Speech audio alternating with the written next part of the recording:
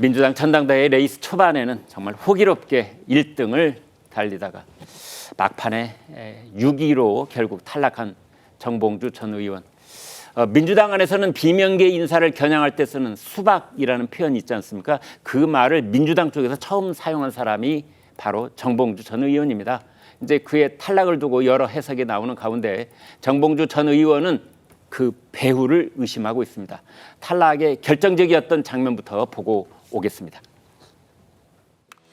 이재명 대표를 팔아 권력 실세 놀이를 하고 있는 이재명 파리 무리들, 통합을 저해하는 당 내부의 암덩어리인 명파리를 잘라내야 합니다. 기호 3번 정봉주 후보의 연설이 있겠습니다.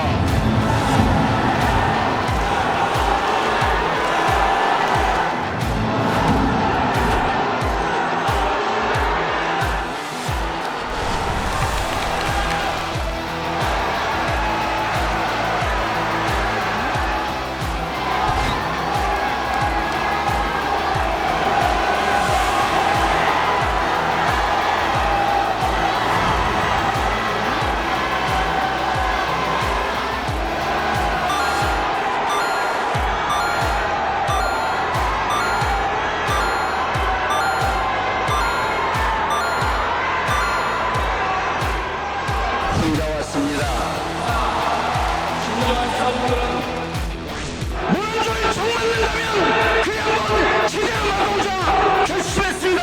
그래서 정면으로 부딪힌 겁니다. 여러분, 정봉주 같은 최고위원 한 명쯤 필요하지 않습니까 여러분?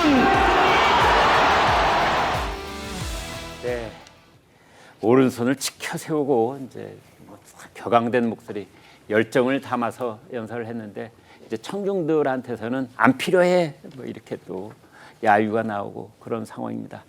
한성원 기자, 그런데 정봉주 전 의원이 패배를 하고 난 다음에 전국적인 조직된 움직임이 있다 이런 말을 했습니다. 이 말은 듣기에 따라서 전대 불복처럼 들리기도 하고 이재명 대표를 저격하는 듯한 그런 목소리로 들리기도 해요. 어떻게 봐야 됩니까? 예, 이 정 전 의원은 한 언론과의 통화에서 밝힌 내용인데요. 네. 이 선거 막판에 전국적으로 조직된 움직임으로 인해서 이 결국 패배한 것 같다 이렇게 말을 했습니다. 네. 그러면서 이재명 대표를 등에 업고 호가호위하는 세력을 비판하고 바른 말을 하면 당원들이 받아들여줄 줄 알았는데 오히려 반대였다면서 이 전당대회 마지막 주를 기점으로 정봉주는 안 된다 이런 조직적인 움직임이 전국적으로 퍼졌다 이렇게 속내를 털어놓으며 주장을 했습니다. 이어 바른 말을 하면 찍어내는 현재 상황이 시간을 지나면 좋아질 것이라고 했는데요. 이에 더해서 정 전 의원 측에서는 이 대표가 아예 선거에 개입했다 이런 주장까지 하는 상황입니다. 네. 이 대표를 비롯해서 경기도 라인이라고 불리는 이 대표 측근들이 특정 후보를 찍어야 한다면서 전화를 돌리거나 전국을 돌아다니면서 좌표 찍기를 했다. 이런 전국적인 움직임이 있었고 영향을 미쳤다. 이런 주장입니다. 그런데 이 대표 측에서는 이번 최고위원 선거 결과는 민주당 당원들의 집단 지성에 의한 결과일 뿐이지 개입설은 전혀 사실이 아니다. 이렇게 선을 그은 상황입니다. 네. 자, 김민수 대변인께요. 네. 자, 개입설 뭐 이 말끝을 좀 누그러뜨려서 이재명 대표의 측근들이라는 이렇게 표현을 했지만 사실은 이재명 대표를 겨냥한 것 같은데 저 개입설 어디까지 사실입니까? 그냥 국민들이 다 보셨죠, 개입하는 거를. 그렇습니까? 네. 네, 차 안에서 유튜브 찍으면서 예. 뭐 왜 이렇게 표가 안 나오지, 김민석 후보. 예. 뭐 이러고 개입한 거 다 보셨죠, 온 국민. 아, 그게 개입이다? 네, 그것만으로도 충분히 개입이죠. 그러니까 네. 지금 당대표 후보와 최고위원 후보 간에 지금 이러한 발언들을 한 것, 그리고 당대표, 이재명 당대표 같은 경우는 압도적인 지지를 받고 있는 상황인데 이런 발언을 했다는 거는 충분히 직접 개입을 했다라고 볼 수 있는 구간이라고 보고요. 그 외에 지금 정봉주 지금 후보는 굉장히 억울할 것 같아요, 개인적으로. 왜냐하면 네. 나름대로 민주당의 방식은 국민의힘과 달리 누적 집계거든요. 네. 그럼 누적 집계 비율을 분명히 계산했을 겁니다. 이때까지 내가 3위, 2위 하고 있는데 이게 내가 이러한 이재명 강성 발언을 하더라도 결코 이게 5위 밖으로 밀려나진 않을 거라는 나름 확신을 가지고 정봉주 의원 발언을 했을 텐데요. 네. 마지막에 지금 개딸부대 극성 지지자들이 정말로 집결을 또 했거든요. 6위 이현주를 올려서 정봉주 떨어뜨리자 지금까지 여러 군데서 말이 나왔어요. 근데 이 부분 역시도 민주당 당규를 모르겠습니다만은 공직선거법 상에는 낙선 운동은 위법이에요. 금지돼 있습니다. 예. 그러니까 누군가를 당선시키기 위한 선거운동은 합법이지만 누군가를 낙선시키기 위한 그 운동은 명확하게 금지가 돼 있거든요. 네. 근데 민주당 내 제가 당규까지 확인을 못 해봐서 모르겠지만 이러한 부분들을 볼 때 정봉주 의원 입장에서는 굉장히 불편할 수가 있을 것이다. 네. 그럼에도 불구하고 앞으로의 정치 행보 때문에 참고 참아서 지금 정도의 발언을 하는 것일 텐데요. 근데 이러한 부분들은 지금 민주당 내 선거에서도 굉장히 비민주적인 절차가 저는 개인적으로 일어났다고 보고요. 네, 그럼에도 불구하고 지금 이재명 당대표를 위시로 한 이 극성 지지자들이 이렇게 목소리가 커지는 정당이라고 하면 이건 이재명 당대표 대선을 바라보는 입장에서 이재명 당대표 역시도 굉장히 부담스러운 길이라고 생각합니다. 그렇기 때문에 아까 이게 민주당의 수권 정당으로서 정말로 자리매김을 하려면 여기에 개딸 부대들 극성 지지자뿐만이 아니라 중도 지지자들의 목소리도 담아낼 수 있는 그릇으로 변화하지 않는다라고 하면 민주당의 앞길이 가시밭길이 될 수 있다. 되려 지금 이런 상황들이 그렇게 짐작됩니다. 네. 지금 제가 던진 질문도 그렇고 답변도 그렇고 거기에 이제 가장 민감한 단어 하나를 뽑아내자면 개입이라는 말입니다. 이것은 가령 실정법 또는 그 당하고 관련된 당원 당규에 관한 위반 사항 아니냐 이런 논란하고 직결이 될 수 있기 때문인데요. 차지원 교수님께 이 개입됐다라고 이제 잼카 옆에 태우는 것 자체가 개입의 의혹의 대상이 될 수 있다라는 취지로 말씀을 주셨는데 맞습니까? 사실 뭐 지금 그 이재명 대표의 유튜브에 출연한 그 최고위원 후보가 네. 김민석 후보만은 아니거든요.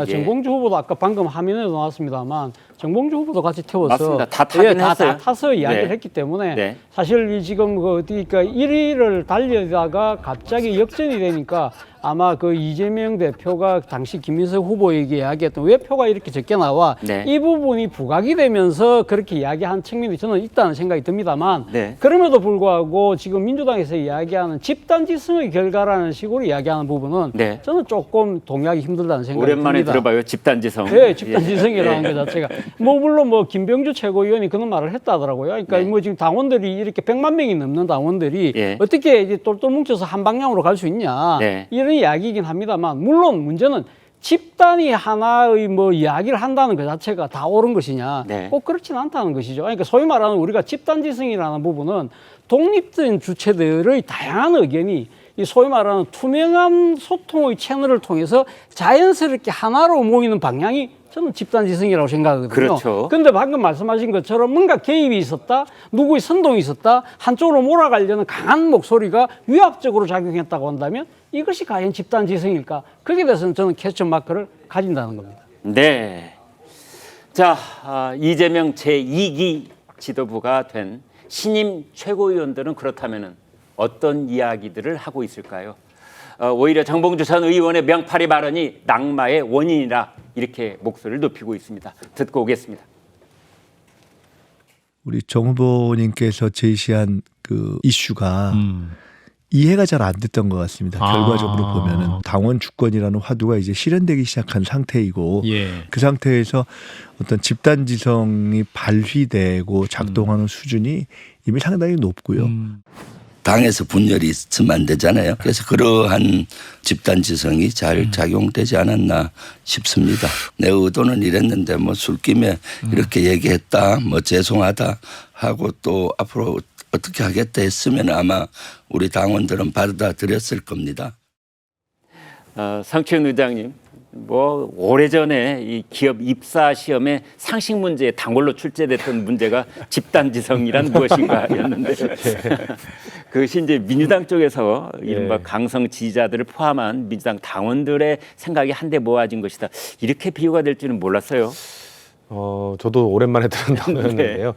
그런 표현을 하고 싶으셨던 것 같아요. 그러니까 뭐냐, 지난 2년 전 전당대회와 비교해서 이번에 좀 많은 당원분들이 참여를 하셨거든요. 그런 부분을 좀 어필하고 싶었던 게 아닐까. 왜냐면은 사실 2년 전과 비교해서 조국혁신당으로도 많이 빠져나갔고 새로운 미래로도 뭐 거의 만 단위로 많이 빠져나갔거든요. 네. 그럼에도 불구하고 2년 전과 비교해서 2년 전 전당대회 투표율이 권리당원 투표율만 말씀드리는 겁니다. 권리당원 투표율이 37%였는데 이번에 42%로 5% 정도 올랐고요. 그 규모로 보면 한 7만 명에서 8만 명 사이 정도가 더 많이 참여를 하셨습니다. 네. 그런 차원에서 좀 말씀을 하신 것 같고, 근데 저 개인적으로 정봉주 후보가 탈락한 것은 뭐 집단지성, 뭐 권리당원 이런 것도 모르겠습니다만, 전 결정적 포인트는 대의원 투표였다고 봐요. 그러니까 세 가지로 분류가 됐잖아요. 대의원 14%, 권리당원 56%, 일반 국민 여론조사 30%. 네. 아까 뭐 다양한 사람들이 정봉주 후보의 탈락을 예측 못했던 게 권리당원 투표는 많이 벌어놨기 때문에 그래도 버틸 거다. 네. 그리고 나머지도 비슷하게 나올 거다. 근데 어제 출연자 한 분은 일반 여론조사를 착각했다 뭐 이런 말씀도 하시더군요. 근데 이번엔 대의원 얘기를 하시네요. 왜냐면 대의원이 그 대의원의 투표 그 정봉주 뭐 권리당원 누적에서는 5등하고요. 네. 국민 여론조사에서는 6등하고요. 예. 대의원 투표에서 7등을 했습니다. 아, 그렇군요. 근데 대의원 투표가 그 이재명 그 후보가 받은 득표가 75%밖에 안 돼요. 예. 그러니까 75% 밖에라는 게 참 그렇긴 한데 다른 투표에 비해서는 네. 왜냐하면 대의원들은 좀 전략적 투표를 하거든요. 뭔가 네. 너무 높게 나오면 좋지 않다라는 생각도 하고 좀 균형적 투표를 해야 된다는 생각도 하고. 네. 근데 그런 분들이 정봉주 후보에게는 표를 안 준 거죠. 그런 거는 정봉주 후보에 대한 뭔가 개인적 리스크, 예. 설화 리스크가 있는 사람인데 안정적이지 못하다. 근데 그 설화 리스크가 이번 전당대회 중에 터진 건 아닙니까? 네. 그런 거에 대한 불안감. 또 스탠스가 어정쩡했습니다. 이게 친명인지 그렇다고 비명인지 반명인지 그렇다고 뭐 이재명 대표는 대통령 되면 안 된다고 했는데 이재명 대표에 대한 충정이라고 하고 뭔가 애매한 스탠스를 취하다 보니까 네. 아마도 대의원들도 봤을 때 이 후보에게 뭐 균형적 투표를 해주기는 어렵겠구나라고 판단했기 때문에 7등까지 떨어진 거라고 보거든요. 네. 그렇기 때문에 저는 이 뭐 권리당원들의 그런 움직임도 있었지만 결정적으로 그 14%에 불과하지만 대의원 투표에서 7등한 것이 저는 낙선에 가장 큰 영향이 아니었을까. 그건 개인적 요인에 의한 것이다라고 말씀드리고 싶습니다. 네. 박영찬 위원장님. 네. 그런데 양문석 의원이 또 이런 말을 했더라고요. 당원들이 교훈을 줬고 그것이 시대 정신이다. 이건 또 무슨 뜻입니까? 이제 집단 지성에 이어서 시대 정신 발언까지 나왔는데요. 양문석 의원과 그 정봉주 전 의원이 상당히 가까웠던 사이로 알고 있습니다. 네. 그런데 지금 상실감에 젖어 있는 정봉주 전 의원 정치적 동료에게 또 한 번 상처를 입힌 것이다. 저는 그렇게 말씀드리고 싶고요. 지금 양문석 의원께서 시대 정신을 언급하니까 저는 좀 개인적으로 약간 당혹스러운데요. 네. 양문석 의원께 여쭙겠습니다. 그 민주당의 지금 일극 체제 이게 과연 시대 정신일까요? 그리고 그 아버지 이재명이라고 언급하는 그 민주당의 풍토 이게 과연 시대 정신일까요? 또 그저께 문재인 대통령이 전당대회장에서 영상 축사를 할 때 우리 이 개딸로 불리우는 많은 당원들이 시끄럽다, 그만해라 이렇게 고성을 지르면서 거세게 저항하지 않았습니까? 네. 이런 당원들의 행태가 과연 시대 정신일까? 저는 양문석 의원께 한번 여쭤보고 싶고요. 제가 생각하는 지금 시대 정신은 우리에게 필요한 시대 정신은 배려와 품위 그리고 대화와 소통, 협치가 아니겠나 그 말씀을 꼭 양문석 의원께 전해드리고 싶습니다. 네. 뭐 그런 토론을 한번 펼칠 수 있는 날이 곧 오기를 한번 기대해 보겠습니다. 자, 이번에는 저 김어준 방송인의 얘기를 한번 들어봐야 될 것 같습니다. 왜냐하면 이제 정봉주 전 의원하고 김어준 방송인은 이른바 나는 꼼수다 이 낙꼼수의 같은 멤버였거든요. 그래서 김어준 씨가 어떤 반응을 보이느냐 이것이 많은 관심 중에 하나였습니다. 그런데 정봉주 전 의원이 탈락이 되자 김어준 씨가 아주 짧게 반응을 하나 보인 부분이 있는데 그 내용이 어떤 내용인지 직접 한번 들어보시겠습니다. 김어준의 한마디, 총수의 한마디가 또 나를 쥐었다 놨다 저었다 놨다는 거죠. 1, 2위는 대체로 당선이 될 것 같다. 여기까지는 다들 동의하시는데. 정확한 거는 지금까지 25%였습니다. 이제 시작이니까 이현주 의원님 화이팅! 네. 당원들의 집단지성 무서운 줄 알아야 한다는 겁니다. 정봉주 후보를 1위로 만들 만큼 오랫동안 기억하기도 하고 아주 단호하고 가차 없기도 한 거예요. 여기서 누구도 예일 수가 없다. 정봉주 후보는 자신이 한 말 때문이 아니라 그 말을 수습하는 과정 때문에 탈락한 겁니다. 가까이서 지켜본 친구의 한 사람으로 개인적으로 참 안타깝습니다. 차 교수님, 그러니까 네. 이제 김어준 씨가 친구의 한 사람으로서 얘기를 한다라고 하면서 그 말 때문이 아니라 예.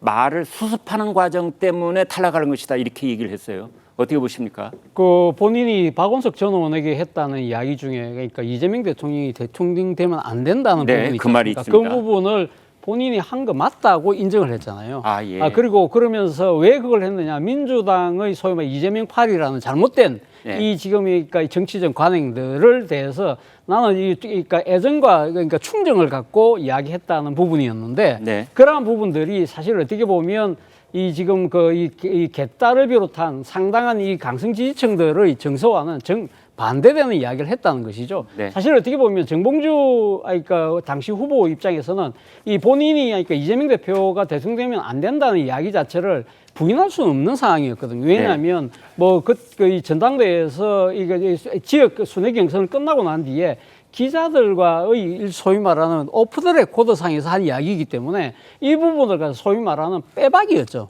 그러니까, 그러니까 본인의 그러니까 발언 부분에 대해서는 이걸 취소할 수 없으니까 그걸 어떤 식으로든 포장을 하고 미화하고 이거 합리화시키기 위해서 이 민주당 내의 잘못된 이런 부분들을 끌고 오긴 했습니다만 궁극적으로 그러한 모습들이 이재명 일극 체제라고 하는 이재명 대표에 대한 공격 이런 부분들로 이렇게 왔다는 부분을 지금 그러니까 지금 김어준 씨는 이야기를 하고 있는 것인데 김어준 씨는 제가 봤을 때는 분석은 잘했는데 이러한 부분들이 현실로 나타난 부분이 과연 민주당에 도움이 될 것이냐에 대해서는 한 번쯤 생각해 볼 필요가 있지 않나 생각이 듭니다.